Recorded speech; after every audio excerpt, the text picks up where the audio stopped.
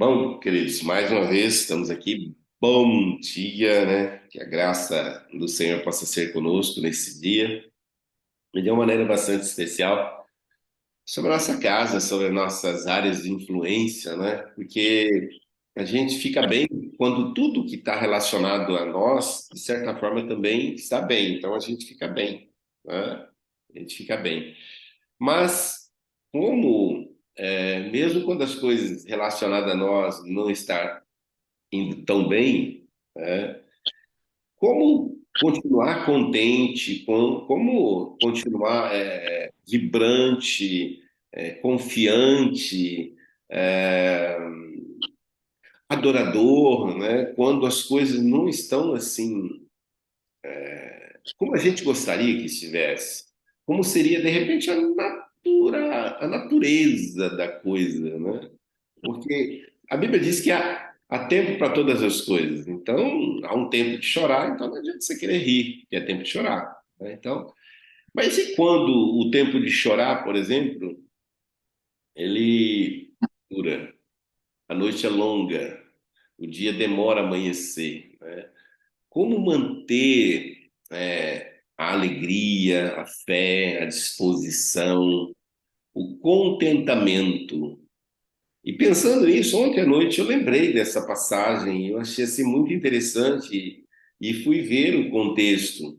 O apóstolo Paulo, ele diz em Filipenses capítulo 4, verso 12, verso de número 13, ele diz o seguinte: sei o que é passar necessidade, sei o que é ter fartura.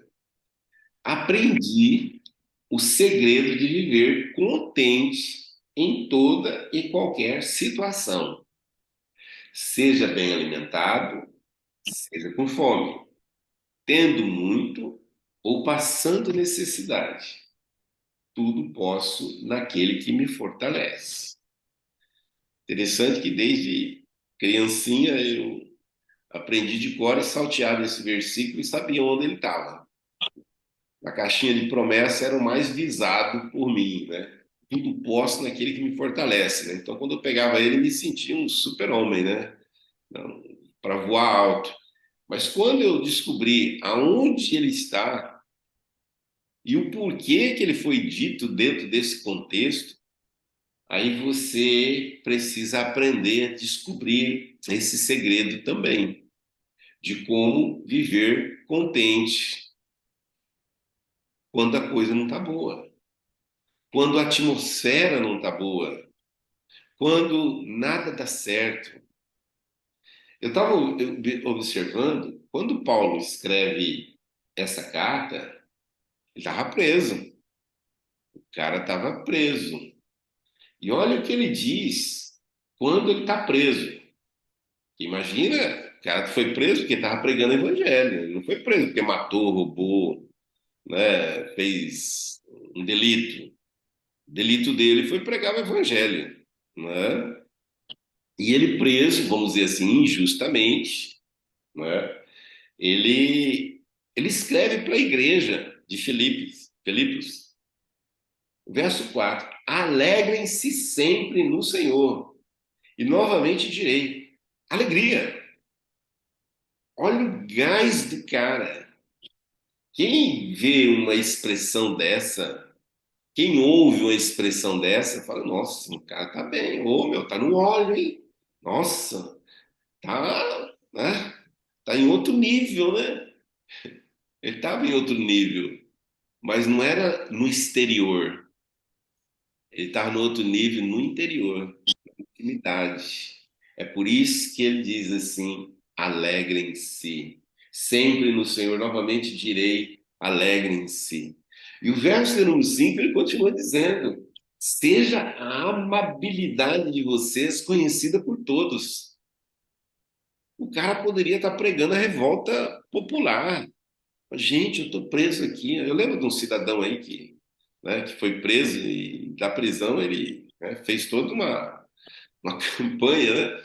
E é interessante que levantou outras pessoas contra, né, o sistema e se autopromoveu. Paulo poderia ter feito isso, mas não, ele está dizendo, gente, o nosso DNA é outro, a nossa proposta é outra. Seja a amabilidade de vocês conhecida por todos, que as pessoas possam ver em vocês Jesus, que foi amável em todo o tempo, nunca destratou, nunca abandonou, nunca rejeitou, nunca virou as costas para ninguém. Sejam amáveis em todo o tempo. Ah, pastor, puxa, legal, bacana, mas qual é o segredo? Qual é o segredo de vivenciar isso quando as coisas não estão bem? Queridos, a gente não amadurece do dia para a noite, né? Não existe um bebê que nasce hoje e amanhã ele se torna um adulto maduro porque ele cursou a escola de profeta lá não sei na onde, ele recebeu a oração, tomou banho no Rio Jordão, recebeu banho de unção, de óleo de não sei quem. Não existe isso. A vida é um processo, tudo na vida é um processo, inclusive o crescimento e o desenvolvimento, seja externo, seja interno. O relacionamento, eu vejo aqui, a maioria de nós já tem relacionamentos de anos com seu cônjuge. Então, a intimidade, o respeito que foi construído dentro desse relacionamento não foi no dia do sim, foi depois de muitos nãos, foi depois de muita cara feia, foi depois de muita necessidade, foi depois de muita decepção, frustração. Aí começou o desenvolvimento de algo muito mais forte, que segura e estrutura para resistir essas tempestades da vida. Então, Paulo, quando ele diz assim, olha, já passei fome, embora não era para mim ter passado fome, porque eu era o cara, já passei necessidade.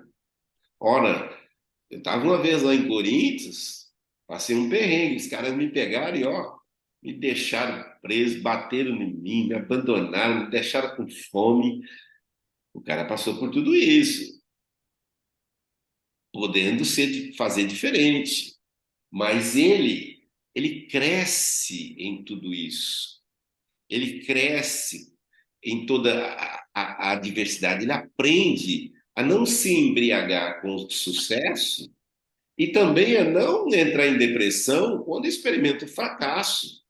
Então, isso é um desenvolvimento de maturidade. A maturidade é a capacidade da pessoa de lidar com as pressões e as opressões da vida. A maturidade é a capacidade de você descobrir que, independente da circunstância exterior, o seu interior, a paz. Jesus, ele liberava aquele que ele tinha dentro dele, que era a paz. Por isso que dentro da tempestade, os discípulos estão lá preocupadíssimos e Jesus está dormindo. E quando Jesus levanta, vento, para aí, onda, aquieta aí, de boa. E depois dá uma dura nos discípulos, oh, vocês não têm fé, gente? Mas não é que eles não tinham fé, eles não tinham essa paz para liberar sobre as tempestades que estavam assolando a vida deles. Eles não tinham esse conhecimento de viver contente, viver em paz, em toda e qualquer circunstância, tendo, não tendo, com muito, com pouco. Hoje, a maioria, boa parte de nós tem vivido situações complicadas, mas eu quero deixar também aquela velha máxima desse camarada aqui chamado Paulo, quando ele escreve aos Romanos, quando ele diz assim, que tudo coopera para o bem daqueles que amam a Deus e que são chamados segundo o seu propósito. Aí você fala assim, ah, você está de brincadeira. Tudo coopera, tudo coopera. Paulo, quando ele escreve isso, ele escreve calejado, ele escreve dizendo, não, eu fui preso, mas na prisão eu experimentei uma visitação de Deus. Passei necessidade, mas dentro da necessidade eu experimentei a provisão de Deus. Aqui mesmo, no verso 14, ele diz assim: apesar disso, vocês fizeram bem em participar de minhas tribulações. Ele está dizendo para os caras: passei por situações difíceis, mas vocês me ajudaram e estão me ajudando a passar essa. Desculpe, passar essa tribulação. Entendeu? Então, gente, vamos descobrir esse segredo que não está fora, mas está dentro. Não depende da circunstância, depende de atitudes nossas, de descobrir, procurar, né? Procurar por ele até encontrar. Mas não é fora, é dentro de nós. É dentro de nós. E quando a gente descobre ele dentro de nós e começa a se relacionar com ele, com certeza a gente experimenta aquilo que Paulo experimentou, a ponto de dizer: agora eu sei que eu tudo posso, porque ele me fortalece. Agora eu sei, porque ele me fortalece a vencer a ansiedade, ele me fortalece a vencer o desespero, a depressão, a angústia, a tristeza, a frustração, o sentimento de abandono, a rejeição. Ele me fortalece. Mas é uma descoberta que a gente possa descobrir esse Jesus que nos fortalece nesses tempos de noites longas, de calvários pesados, de angústias profundas, que a gente possa descobrir o segredo do contentamento. Ele nunca nos deixou, ele nunca nos deixará. Vamos orar?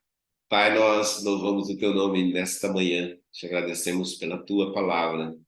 Obrigado, Senhor, pela vida desse Paulo, que o Senhor levantou e usou e usa os seus ensinamentos para aprendermos como lidar com situações tão reais, tão presentes na nossa vida no dia a dia.